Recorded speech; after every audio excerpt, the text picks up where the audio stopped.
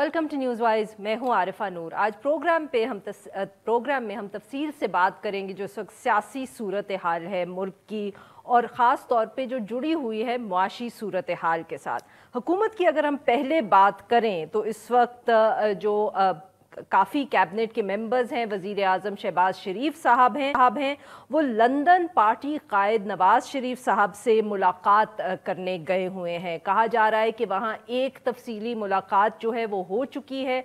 आज दूसरी बैठक थी इन सब कायदीन के दरमियान, और ये भी कहा जा रहा है कि ये इतनी तफसीली जो मीटिंग्स हो रही हैं इनमें कुछ बहुत अहम फ़ैसले होंगे, सियासत के हवाले से भी और मईशत के हवाले से भी।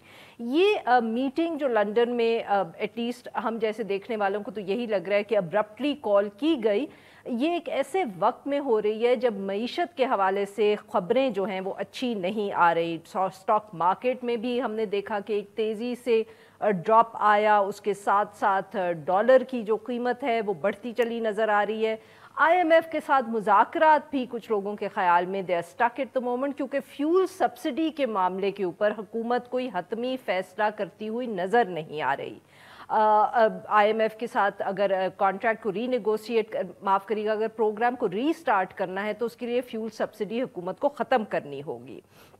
शायद इसी वजह से पाकिस्तान मुस्लिम लीग नवाज में से ये आवाज़ें आ रही हैं कि इलेक्शंस जल्द करवा लिए जाएं। वज़ीर दिफा ख्वाजा आसिफ साहब का भी एक इंटरव्यू कुछ दिनों गुज़िश्ता दिन आया, उसमें उन्होंने इस तरह की गुफ्तगू की। मरीम नवाज साहिबा एक से ज़्यादा दफ़े ये बात कर चुकी हैं कि उनकी जमात को अब इलेक्शंस की तरफ चले जाना चाहिए।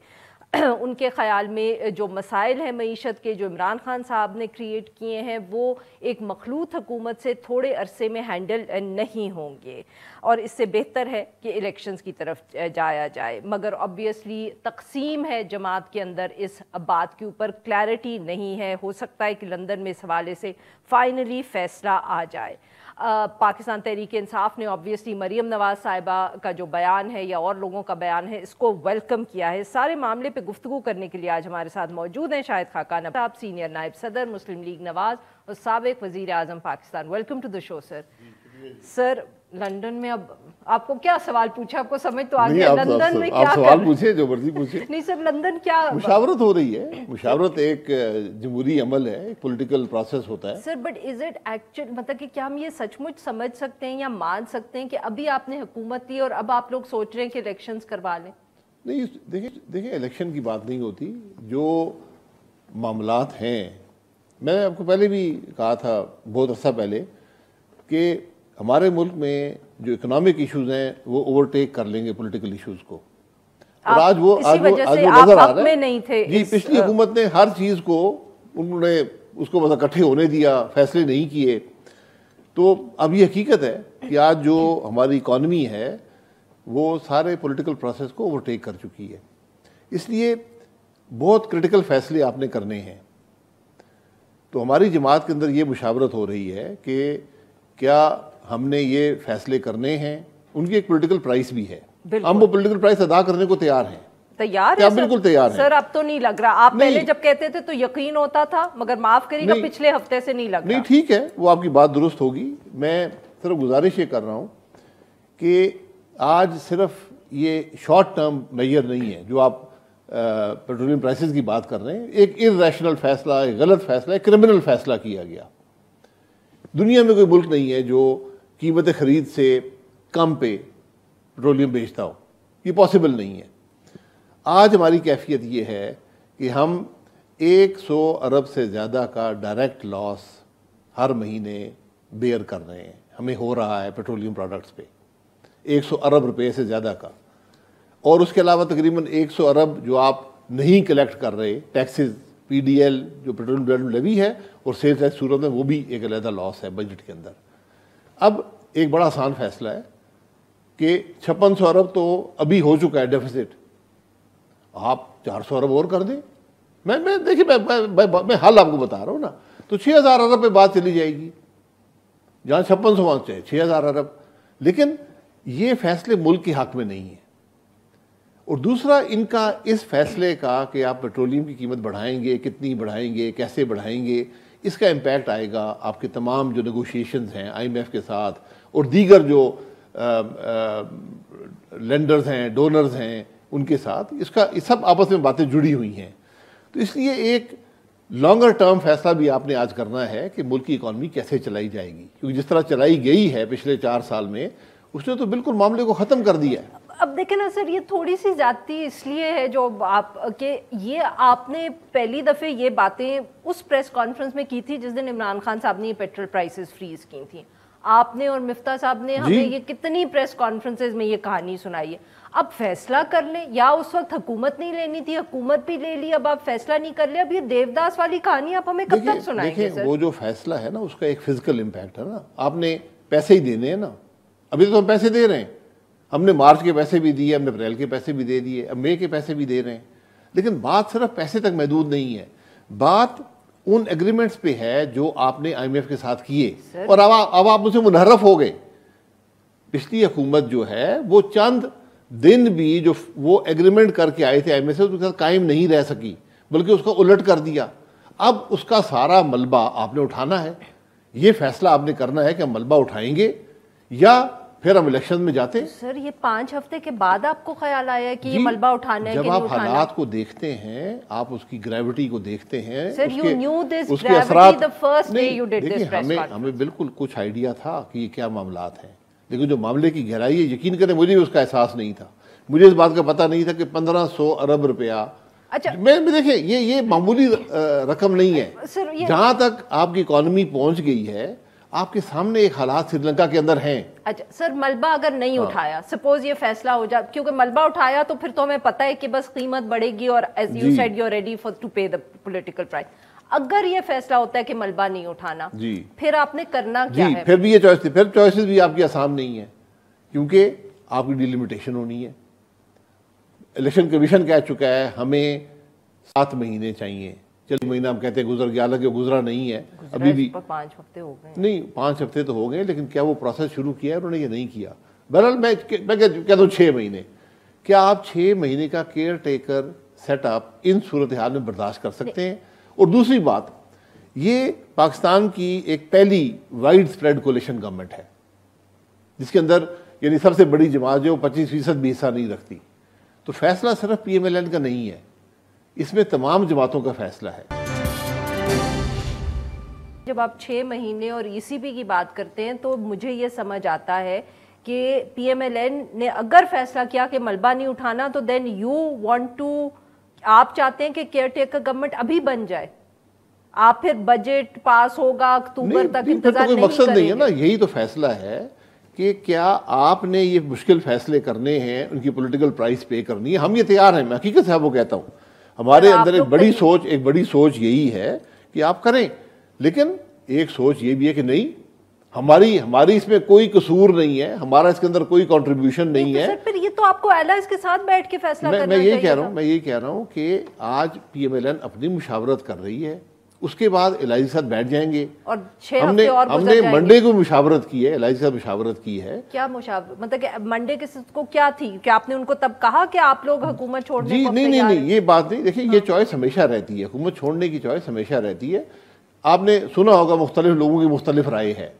कोई कहते हैं, ये मसलन मेरी राय 9 कॉन्फ्रेंस से पहले यही थी कि आप हुकूमत ना बनाएं, सीधे इलेक्शन में जाने दें, ठीक है। अब आपने सुना है कुछ लोग कहते हैं 3 महीने चले, कोई कहते 6 महीने चले, कोई कहते हैं, मसलन मेरी अब राय ये है कि आपको फुल टर्म जाना चाहिए। अच्छा, ये आपकी जिम्मेदारी है। शहबाज शरीफ साहब और मियां साहब क्या सोचते हैं इसके ऊपर? देखिए वो अपनी सोच, वो मुशावरत कर रहे हैं, आपको बता देंगे। और ये मुशावरत जूम पर पहले होती रही, लेकिन ये शहबाज साहब ने जूम के ऊपर उन्होंने कुछ तो कहा होगा ना। ये तो नहीं है कि the prime minister of the country sat silently and his elder brother sat silently. नहीं, वो मुशावरत होती है ना, मैं आपको डिटेल तो नहीं बता सकता जी। कुछ तो हिंट तो ड्रॉप नहीं, हिंट की बात नहीं, फैसला बाद में होता है ना। मैं अपनी राय का इज़हार करता हूँ, सारे राय का इज़हार करते हैं, उसके बाद एक फैसला होता है। अच्छा ये बता दें कि who in your party wants to continue with the government? मैं इसलिए अब मैं देखिए ये हर एक की राय हो सकती है। आपके सामने ख्वाजा साहब ने बात की है, दीगर ने बात की है। मैं इसलिए ये कहता हूँ कि आज हमारी एक कौमी जिम्मेदारी भी है कि हम इन मामलात को हल करें। ये मामलात केयर टेकर सेटअप आने से ख़त्म नहीं होंगे, बल्कि ये एस्केलेट हो सकते हैं केयर टेकर सेटअप में। सर केयर टेकर सेटअप तो आप इसलिए चाहते हैं क्योंकि आप उठाना नहीं चाहते ना बोझ, द पॉलिटिकल कॉस्ट। मैं यही कह रहा हूँ कि बोझ उठाना चाहूँ या नहीं चाहूँ, ये बोझ पाकिस्तान को उठाना पड़ेगा। अच्छा, ये जो खराबियां हैं, जो तबाही है मईशत की, ये बोझ आपको उठाना ही उठाना है। उठाना तो पड़ेगा ना सर, बट एक जो इमीडिएट पॉलिटिकल कॉस्ट होती है तो वो तो जो हुकूमत में होता है। सर डार साहब की जो गुफ्तगू रही है पिछले दिनों में, वो तो कहते हैं पता नहीं, कभी वो कहते हैं कि IMF से रीनेगोशिएट करो, कभी वो कहते हैं पेट्रोल सब्सिडी। डार साहब की अपनी एक राय है, डार साहब की अपनी एक राय है। कि डार साहब का ये ख्याल है कि गलती की पाकिस्तान मुस्लिम लीग नवाज ने हुकूमत संभाल के, और अब क्या वो भी चाहते हैं कि इलेक्शंस में चले जाए? मरियम नवाज साहिबा तो ये अब कैटेगोरिकली कह रही है। जी ठीक है, देखिए ना, मैं यही कह रहा हूँ, हर एक की अपनी राय है, लेकिन मुशावरत होगी, एक फैसला आ जाएगा। मरियम नवाज साहिबा usually says what her father also thinks. नहीं, ये जरूरी बात नहीं है, हर एक की अपनी राय है। आप सवाल पूछते हैं, मैं टीवी पे आपसे सवाल पूछा है, मैं बात कर दूंगा जो मेरी ज़हन में। मैं बोल दिया कि मैं आज इस बात का हामी हूं कि आप मुश्किल फैसले करें, उसकी पॉलिटिकल कॉस्ट यकीनन होगी, लेकिन ये सियासतदान का काम होता है कि वो बैलेंस करता है अपनी पॉलिटिकल कॉस्ट को कौमी मफाद से। ये बड़ा मुश्किल फैसला होता है, और फिर मेहनत करता है और फिर अवाम पे छोड़ देता है कि उस बात को कैसे देखते हैं। लग तो नहीं रहा सर कि शहबाज शरीफ साहब आपसे इत्तेफाक करते हैं इसमें? ना करें, वो प्राइम मिनिस्टर हैं, जो फैसला वो करेंगे, हम सबका फैसला है। हाँ नहीं, बट वो जो फैसला हो गया, ये फैसला उन्होंने नहीं किया ना सर, ये फैसला तो because is the chief executive of the country, तो फिर यही लग रहा है कि वो डर रहे हैं इस फैसले से। डरने की बात नहीं है, ये फैसला नहीं हुआ, आपके सामने है। प्राइसेस बढ़ाना आसान काम नहीं है, और इस सतह की प्राइसेस कि आज जो फर्क है पेट्रोल का, वो 30 रुपए से ज्यादा हो गया है, जो डीजल का फर्क 70 रुपए से ज्यादा हो गया है। ये बहुत बड़ी रकूम है। डार साहब, नवाज शरीफ साहब, शहबाज शरीफ साहब, क्या वो तीनों इलेक्शंस के लिए तैयार हो जाएंगे? जी, यही इसीलिए मुशावरत हो रही है। जैसे ही अगर वो तैयार हो गए तो सारा होमवर्क फिर आप लोगों ने भी नहीं किया। नहीं, होमवर्क आप किसको कहते हैं? मैं उसको कहता हूँ, मैं जब इक़्तिदार में आता हूँ, मुझे तो हर बात ही झूठी थी। जो बातें हमने सुनी थी, हमें तो कोई हुकूमत कभी शेयर नहीं किया। जो बात सुनी थी झूठी थी, वो नुकसान थे जिसका हमें इल्म ही नहीं था, वो वादे किए गए जिसका हमें इल्म नहीं था। अब उसको हमने माजी पे मैं कोई बहाना, मैं 5 weeks making up this decision along with your allies. आज 3 हफ्ते हुए हैं। आप देखें मुल्क के अंदर जो कॉन्स्टिट्यूशनल क्राइसिस रहे हैं, आज चल रहा है पंजाब में जी, तो आज भी ये उनको भी मैनेज करना पड़ता है। नहीं सर, देखिए ना, अब आपने 5 हफ्ते लगा दिए यहाँ पहुंचने में, ये फैसला 5 हफ्ते नहीं मोहतरमा, आज 4 हफ्ते तो हुए हैं नो कॉन्फिडेंस को। सर चले, तो अब आप और 4 हफ्ते लगा देंगे एलाइज को कन्विंस करने में, in case you want to go for election. देखिए, अगर हम कन्विंस्ड हों तो एलाइज को भी कन्विंसेंगे। जब हम मुशावरत करके एक फैसला कर लेंगे, ना कन्विंस हुए तो देखिए, कोलिशन में हमेशा एक दूसरे की राय का एहतराम करना पड़ता है। महज हुकूमत चलाने के लिए हुकूमत हम नहीं चलाएंगे, हुकूमत चलानी है। अच्छा, हमने अगर हुकूमत में रहना है तो हमने मुश्किल फैसले करने हैं, वरना आपको हुकूमत छोड़ देनी चाहिए। नहीं सर, बट यही तो मैं पूछना चाह रही हूँ कि सपोज आपकी जमात ये फैसला करती है कि हमने ये गंद नहीं उठाना, और फिर आप इलेक्शन में जाएं। अगर पाकिस्तान पीपल्स पार्टी नहीं मानती तो फिर क्या होगा सर? नहीं, मनाना पड़ेगा, तो दलील से मनाएंगे ना। हम दलील देंगे क्यों नहीं रहना चाहिए। हम भी कोई गैर फितरी फैसला तो नहीं करेंगे, हम भी दलील पे करेंगे। मैंने आपके सामने सब बातें रखी हैं। वो नहीं चाहते कि आप लोग हुकूमत। जी ठीक है, मैं भी नहीं चाहता, वो भी नहीं चाहते, हम दोनों इकट्ठे हैं।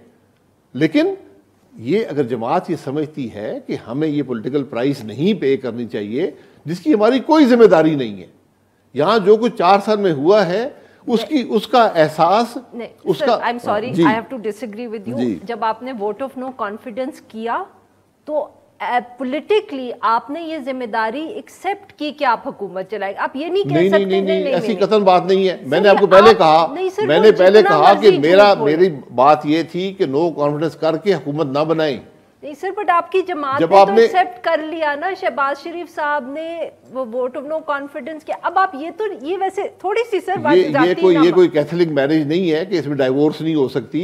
ये उस वक्त भी ये ज्यादा एहसास यही था, ये ज्यादा ख्याल यही था। सर ये तो वो बात हुई कि हम पावर में आए, अब कोविड हो गया तो we didn't sign up for this, इसलिए हुकूमत। कोविड की बात नहीं है। आज आपने ज्यादा राय ये थी कि आप कुछ अर्सा हुकूमत करें और जो रिफॉर्म्स आपने करने हैं वो करके आप इलेक्शन में जाएं। लेकिन मैं आज इस बात को बैलेंस करता हूं इस बात से कि हमारी कुछ कौमी जिम्मेदारियां भी हैं। बिल्कुल सर। हम ये किसी और के हवाले नहीं कर सकते। केयर टेकर सेटअप जो हैं वो इस किस्म के फैसले नहीं कर सकते जिसकी कीमत आपको कई साल अदा करनी पड़ेगी। अच्छा सर, वो वक्त अब थोड़ा रह गया। डीजी ISPR साहब ने भी एक स्टेटमेंट दी है। उन्होंने कहा है कि सियासतदानों को इस तरह फौज और ख़ास तौर पे कोर कमांडर पेशावर के बारे में इस तरह की गुफ्तगू नहीं करनी चाहिए जो वो करते हैं। उन्होंने दे दी है जी, दुरुस्त बात होगी, उनकी राय है, उनकी सोच है, मैं उस बात का एहतराम करता हूँ, मुझे कोई उससे दो राय नहीं है। सर आपके ख्याल में उन्होंने ये किन सियासतदानों की तरफ इशारा किया? जी आप बता दें, मैं उसे इत्तेफाक कर लूंगा या नहीं इत्तेफाक तो सवाल पूछती हूँ ना, मैं भी आपसे नहीं, मुझे नहीं पता किसके बारे में क्या बात हुई है। सर आजकल जरदारी साहब ने बात की, मरियम नवाज साहिबा ने भी बात की है पिछले दिनों में, इमरान खान साहब तो करते ही रहते हैं कुछ आजकल। सर डिस्पाइट द फैक्ट कि वो दावा करते हैं कि वो न्यूट्रल है, हर जलसे के अंदर जिक्र जरूर होता है, हर प्रेस कॉन्फ्रेंस में उनका जिक्र जरूर होता है। नहीं ये देखें, ख्वाजा आसिफ साहब ने भी जो BBC में सबक है, इस सब चीज में सबक है, हमें सबक हासिल करने चाहिए। वो सबक क्या है सर? सबक यही है कि मुल्क को आइन के मुताबिक चलने दें।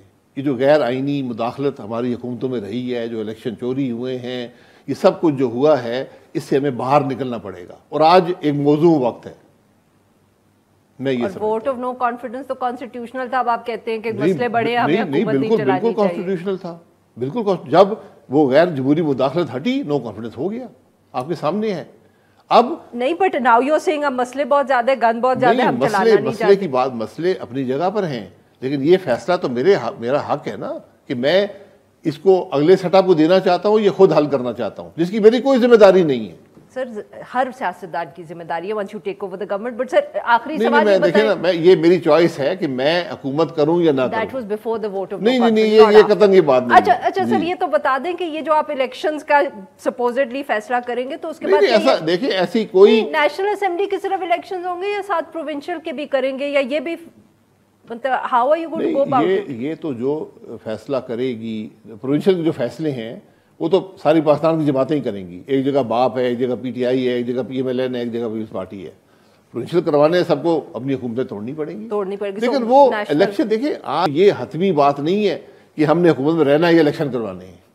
ये इसीलिए मुशावरत का अमल जो है वो जारी है और फेस टू फेस है। फेस टू फेस है सर। हाँ, जूम के ऊपर तो आप बिलीव ही नहीं करते ना। नहीं, जूम पे काफी देखें, जो फेस टू फेस बात होती है उसकी और वैल्यू। बहुत बहुत शुक्रिया सर, आपने हमारे लिए वक्त निकाला। नाजरीन यहाँ पे लेंगे एक छोटा सा ब्रेक, और जब हम वापस आएंगे तो हम ऑपोजिशन का मौक़िफ़ जानेंगे। Stay with us.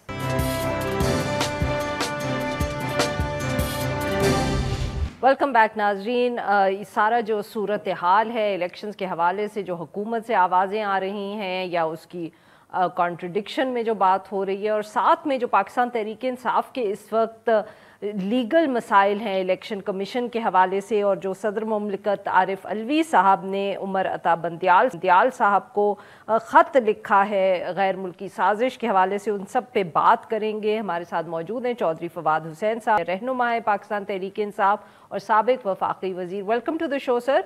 चौधरी साहब, सर सबसे पहले तो सर ये बताइएगा कि ये जो आपने जेलम की में तकरीर की और उसके अंदर न्यूट्रलिटी का हवाला दिया, चौकीदार का हवाला दिया, बहुत तनकीद हो रही है sir. Would you like to explain कि आप किसका जिक्र कर रहे थे या किसको मुखातिब थे? उनके लिए समझ आ गई है, उनके लिए काफ़ी है, और जिनको समझ नहीं आई है उनको समझाने के लिए कौन वक्त ज़ाया करे। मतलब कि सर बट अगर जिन लोगों की तरफ आप मुखातिब थे, जो हम जैसे आम लोग समझे हैं, वो तो बार बार कहते हैं कि हमें मत घसीटो सियासत के अंदर, तो वो शायद आज कहीं आपकी भी तो तनकीद नहीं कर रहे थे जब उन्होंने कोर कमांडर के हवाले से स्टेटमेंट दी? नहीं, मेरा ख्याल है कि आज तो बड़ी स्पेसिफिक बातें उन्होंने कही हैं और सही बातें कही हैं।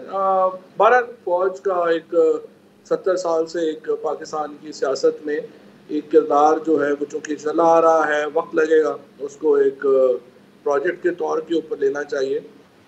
और ये अच्छी बात है कि फ़ौज जो है वो पॉलिटिकल आप अपने आप को कहना पसंद करती है, and this is how army should conduct itself.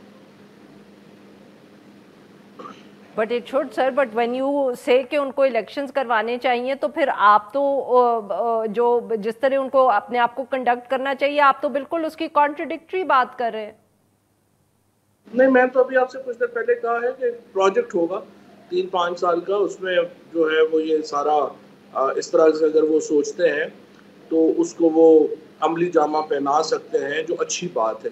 फिलहाल तो देखिए पाकिस्तान में इदारों के अंदर एक बैलेंस नहीं है, और जहां पाकिस्तान की जो सियासत है उसके अंदर सियासी जमातों में भी आपस के जो रिलेशनशिप्स हैं वो इतने टॉक्सिक हैं इस वक्त कि अगर इदारे जो हैं वो उसको नहीं संभालेंगे तो पाकिस्तान तो at the verge of civil war है इस वक्त। आप देखिए जो हालात हैं पाकिस्तान में, स्टॉक मार्केट के 3500 पॉइंट 5 दिनों में गिर गया है, डॉलर 191 पे पहुंच गया है।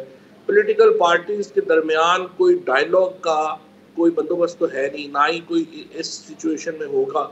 इलेक्शंस अनाउंस होंगे तो ये डायलॉग प्रोसेस शुरू होगा।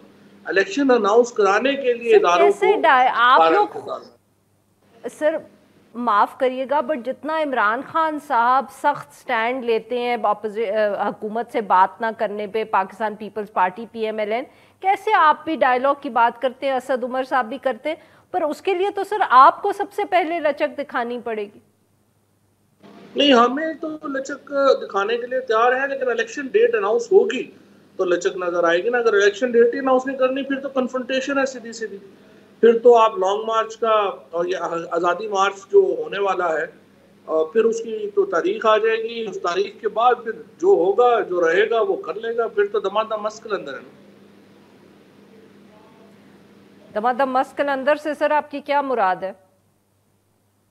मतलब फिर तो देखिए ना, मामला तो इदारों से या पॉलिटिकल पार्टीज के हाथ में तो नहीं रहेंगे ना, फिर तो बराह रास्त लोगों के हाथ में होंगे, वो फिर पेचीदा होते हैं मामला।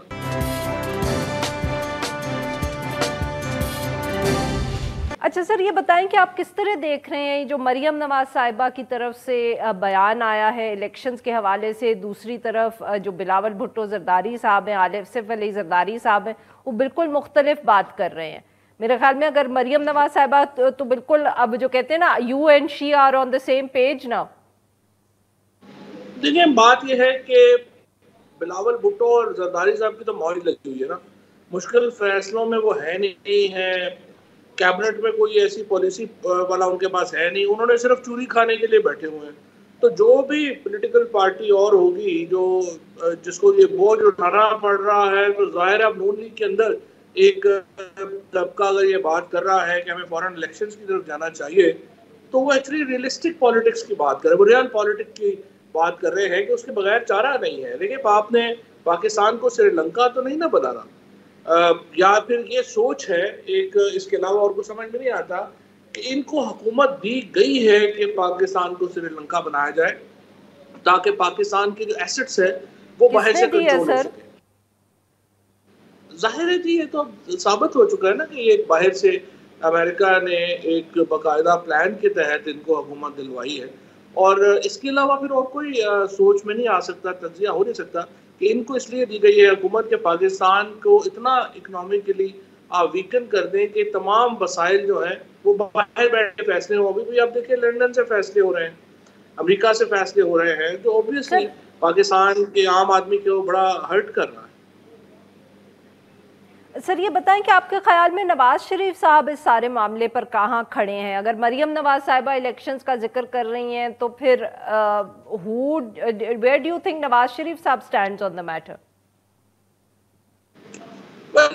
देखिए नून लीग की अपनी पॉलिटिक्स है, लेकिन आज तक मरियम नवाज जो हैं वो नवाज शरीफ के बयानिए को ही बताती हैं, उनको लेके चलती हैं। तो अगर वो इलेक्शन फौरन, देखिए सवाए इसके क्या आप इलेक्शन कराएं और हल क्या है, जो भी बंदा थोड़ी बहुत अकल रखता होगा, थोड़ी बहुत सियासत समझता होगा, वो कहेगा इलेक्शन का है। अदरवाइज तो देखिए ना, मुल्क में तो स्टेबिलिटी नहीं है, बड़े फैसले तो दरकिनार, छोटे पंजाब जैसा सूबा जिसके ऊपर अनफॉर्चुनेटली अभी कोई मीडिया ने उसके ऊपर ज़्यादा प्रोग्राम हुए नहीं है, but fact of the matter is कि पाकिस्तान का जो 60% है सूबा, वो उसमें गवर्नमेंट ही नहीं है, ना गवर्नर है ना कैबिनेट है, जो दो चीफ मिनिस्टर्स फिर रहे हैं, समझ ही नहीं आ रही किसी ने क्या करना है, प्रोक्योरमेंट नहीं हो पा रही गंदम की, हमारे यहाँ आटे का क्राइसिस हो जाएगा, यहाँ पे डीजल का क्राइसिस, बिजली का क्राइसिस पहले हुआ है। सो इट्स टोटल मेस जिसमें इन्होंने हमें डाल दिया है बगैर किसी वजह के। सर आपने पंजाब का क्योंकि जिक्र किया, ईसीपी ने जो आपकी एमएनएज मुनहरिफ अराकीन है, जो एमएनएज पाकिस्तान तहरीक इंसाफ के, उधर तो फैसला आपके हक में नहीं आया। जो एमपीएस का फैसला है वो अभी एक्सपेक्टेड है। आप उम्मीद रखते हैं कि वहां फर्क फैसला आएगा या वहां भी ईसीपी जो है आपके खिलाफ ही फैसला देगी? नहीं, सीसीपी से हमें कोई उम्मीद तो नहीं है, तो मौजूदा ही हो जाएगा। तो सर अगर वो आपके खिलाफ फैसला आया तो उसके बाद तो हमजा शहबाज शरीफ साहब अपनी कैबिनेट भी बना लेंगे। ये जो आप कॉन्स्टिट्यूशनल क्राइसिस की बात कर रहे हैं वो तो वो फिर हल कर लेंगे पंजाब में। नहीं, वो तो फिर हम सुप्रीम कोर्ट में जाएंगे और मुझे नहीं लगता सुप्रीम कोर्ट इसको सस्टेन करेगी। अभी तो ये एक बिल्कुल ही इलेक्शन कमीशन तो चूंकि एक बिल्कुल ही एक पार्टी बन गया है, और जिस तरह इमरान खान ने कहा कि इनको तो नॉन लीग में ओहदेदार हो जाना चाहिए, लेकिन सुप्रीम कोर्ट में जाएंगे तो ये सिचुएशन नहीं रहेगी। You think that supreme court जो है कि क्योंकि ECP is biased against you, आपको लगता है कि आपको इंसाफ मिलेगा सुप्रीम कोर्ट से? हाँ, सुप्रीम कोर्ट से फैसले होंगे, यहाँ इलेक्शन कमीशन से तो नहीं फैसले होंगे। सर बट सुप्रीम कोर्ट ने जो नेशनल असेंबली के स्पीकर की रूलिंग के हवाले से फैसला किया था वो भी आपके हक में तो नहीं आया। मैं ये कह रहा हूँ कि जो ट्रिकोटोमी ऑफ पावर्स का कॉन्सेप्ट है, जो सेपरेशन ऑफ पावर्स का कॉन्सेप्ट है, वो सारे का सारा सुप्रीम कोर्ट के फैसले की वजह से वो बड़ा मुबहम हो गया और उसमें बड़े मसाइल आ गए। लेकिन बहरहाल अब ये फैसले तो सुप्रीम कोर्ट नहीं करने होते हैं, सुप्रीम कोर्ट के पास जाएंगे ये मामला लेके। जी चौधरी साहब, सर ये बताइएगा, आज ही बिलावल भुट्टो जरदारी साहब का एक बयान सामने आया है। वो कह रहे हैं कि वोट ऑफ नो कॉन्फिडेंस की रात आपकी हुकूमत में से किसी ने उनको कांटेक्ट किया और कहा कि मार्शल लॉ लग जाएगा। क्या ये कोई ऑफिशियल कम्युनिकेशन थी सर आप लोगों की तरफ से? देखिए जी, जहाँ तक हमारा ताल्लुक है, ज़ाहिर है बिलावल साहब से तो कोई ऑफिशियल कम्युनिकेशन तो हुई नहीं। अलबत्ता ये ज़रूर है कि मैंने तो पहले प्रेस कॉन्फ्रेंसेस में कहा था कि जिस तरीके से आप चल रहे हैं मार्शल लॉ लग सकता है, और आप जिस तरह से ख़रीदो फरोख्त लगाई हुई है, ये मामला आसानी से हल नहीं होगा, और ये जो हालात हैं एक बहुत पेचीदा रुख इख्तियार कर रहे हैं। तो ये चीज़ तो मैंने प्रेस कॉन्फ्रेंस में कही थी। अब उसके बाद अगर उन्होंने उसको ऐसे इंटरप्रेट कर लिया हो तो उनकी वो तो खैर, बिलावल भुट्टो कौन से कोई संजीदा आदमी है जिनकी बात पर इतना वजन। और मैं कह रहा हूँ, आज सदर साहब ने लेटर लिखा है चीफ जस्टिस पाकिस्तान को और जुडिशल कमीशन बनाने का कहा है। असल बात तो ये कि जुडिशल कमीशन बने और वो ले आए अपनी बातें इसमें। बिल्कुल ठीक, बहुत बहुत शुक्रिया चौधरी साहब, आपने हमारे लिए वक्त। नाज़रीन आज के लिए बस इतना ही। We will be back tomorrow at the same time. हर पीर से जुमे अपना पसंदीदा शो न्यूज़ वाइज यूट्यूब पर देखने के लिए डॉन न्यूज़ के ऑफिशियल चैनल पर आएं और सब्सक्राइब करना मत भूलें। बेल आइकॉन को प्रेस करें।